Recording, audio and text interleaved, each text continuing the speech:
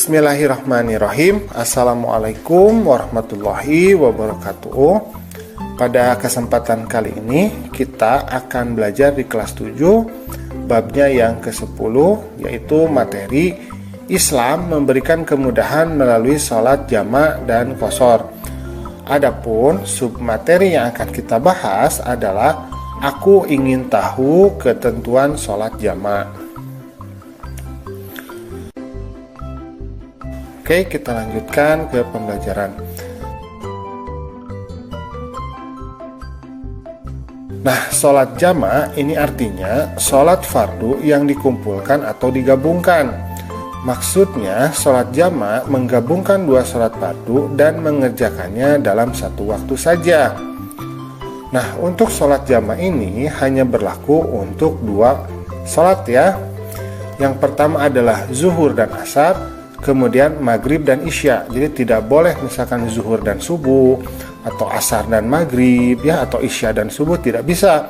Ini hanya berlaku bagi zuhur dan asar. Jadi zuhur itu pasangannya asar, kemudian maghrib dan isya. Nah, maghrib pasangannya adalah isya, seperti itu ya. A'udzubillahi minasyaitonirrajim. Bismillahirrahmanirrahim. An Anasin radhiyallahu anhu qala kana an-nabiyyu sallallahu alaihi wasallam idza arada ay yajma'a baina sholataini fi safari akhara zuhra hatta yadkhula awwalu waqtil asri thumma yajma'u bainahuma. Rawahu Muslim. Dari Anas radhiyallahu anhu, ia berkata, apabila Nabi Muhammad hendak menjamak antara dua sholat ketika dalam perjalanan, maka beliau mengakhirkan sholat zuhur hingga awal waktu asar. Kemudian beliau menjamak antara keduanya. Hadis riwayat Muslim. Nah, sholat jamak ini maka kita bisa pisahkan menjadi dua. Yang pertama adalah ada sholat jamak takdim, kemudian yang kedua adalah ada sholat jamak takhir. Nah, kalau jamak takdim itu artinya sholatnya itu disatukan dalam sholat yang pertama. Misalkan kita mau menyatukan antara sholat zuhur dan sholat asar, maka kita sholatnya di jamaknya itu atau disatukannya di waktu zuhur.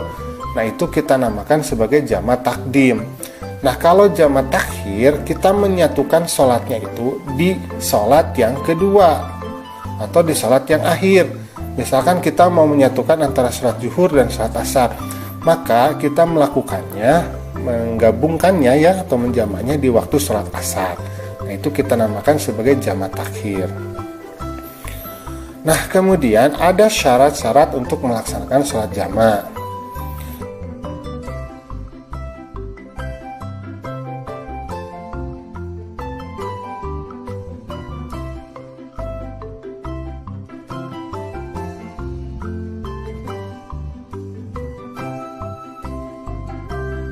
Yang pertama adalah pada saat sedang melakukan perjalanan jauh.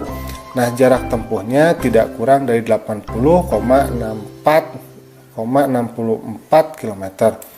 Jadi kalau kita sedang musyafir, maka kita diperbolehkan untuk melakukan jamak ya, atau menggabungkan sholatnya.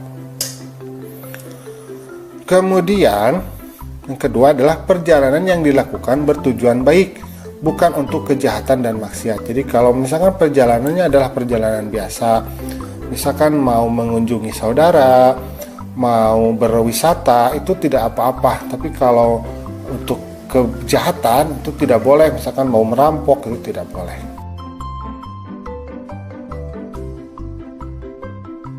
Yang ketiga adalah dalam keadaan sakit atau dalam kesulitan.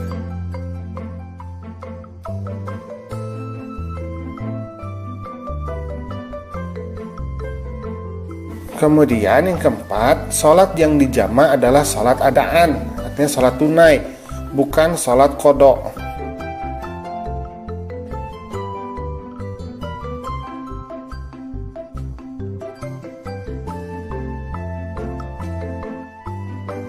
Kemudian yang kelima, berniat menjamak ketika takbiratul ihram.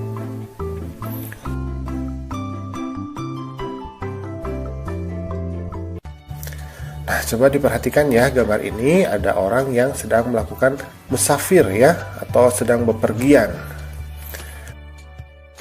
Nah, sholat qashar ini adalah sholat fardu yang diringkas. Diringkas itu maksudnya diperkecil ya, dari 4 rakaat ini menjadi 2 rakaat. Nah, kalau kita perhatikan kan dalam satu hari itu kan ada 5 sholat ya. Ada subuh, zuhur, asar, maghrib, dan isya.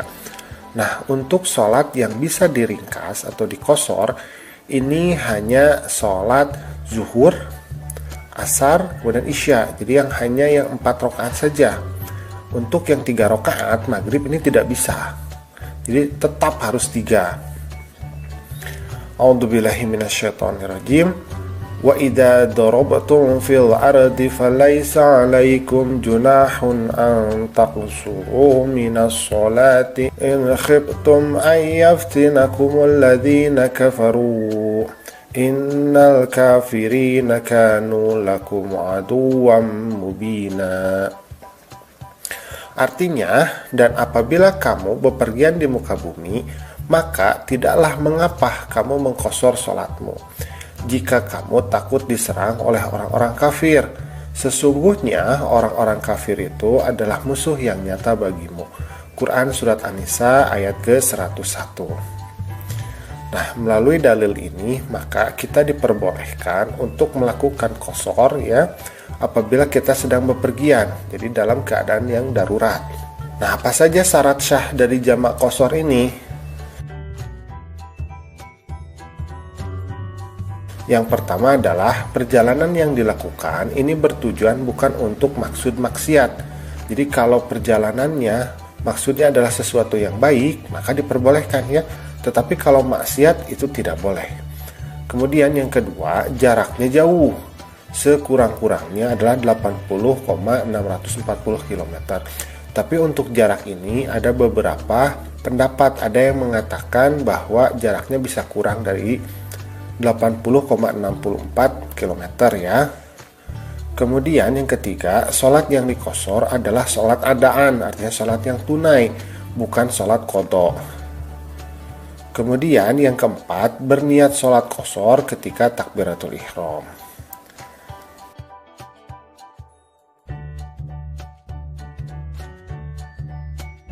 Nah, bagaimana sih tata cara untuk melakukan sholat jamak takdim?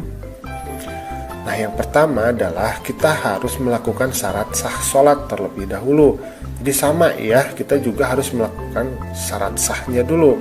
Apa saja? Yang pertama, kita harus suci dari hadas dan najis. Berarti kita harus membersihkan diri dengan cara berwudu. Kemudian baju juga, badan, baju ya, kemudian tempat harus bebas dari najis. Kemudian yang kedua, menutup aurat. Yang ketiga, berada di tempat yang suci. Yang keempat, mengetahui waktunya sholat. Jadi tahu kalau sekarang itu kita harus melakukan sholat apa. Yang kelima adalah menghadap kiblat. Nah, itu ya.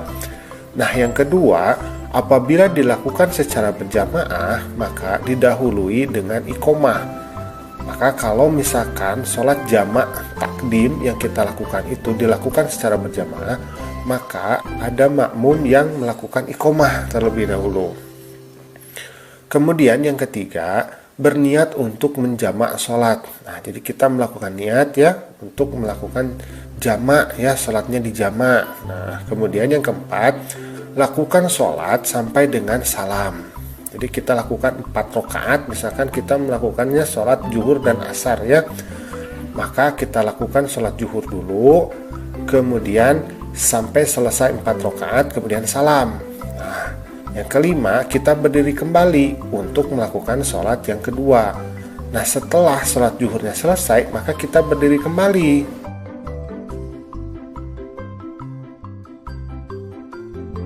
Kemudian yang keenam, iqomah kembali apabila berjamaah. Jadi kita ketika mau melakukan sholat yang asarnya, maka kita iqomah kembali kalau berjamaah.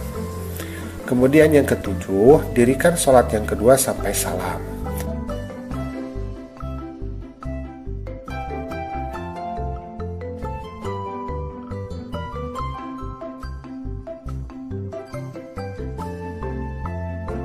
Nah, untuk sholat jama takhir, maka sholat dilakukan di waktu sholat yang kedua. Lakukan sholat yang kedua terlebih dahulu, kemudian sholat yang pertama. Jadi bedanya jama takdim dengan jama takhir adalah kalau jama takdim itu kita melakukan sholatnya di waktu yang pertama, misalkan zuhur dengan asar, maka kita melakukan sholatnya di waktu zuhur, tetapi disatukan antara zuhur dan asarnya. Tapi kalau jama takhir kita melakukannya di waktu yang asarnya, di waktu sholat yang kedua. Nah, kita lakukannya sholat yang pertama asar dulu, baru kemudian sholat yang zuhur. Nah, seperti itu ya. Tapi kalau misalkan maghrib dan isya sama, berarti kita lakukan sholat isya dulu 4 rakaat, baru kemudian maghrib 3 rakaat, seperti itu.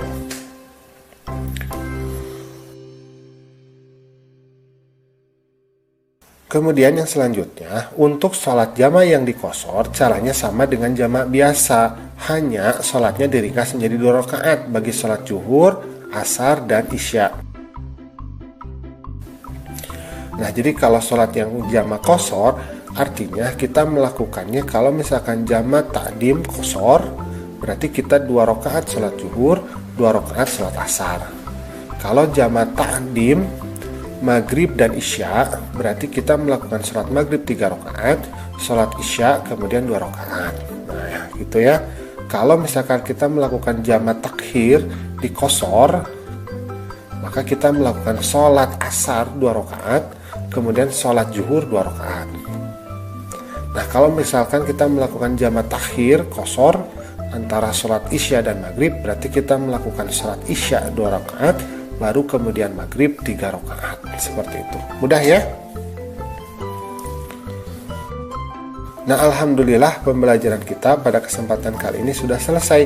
Terima kasih ya sudah menyimak. Assalamualaikum.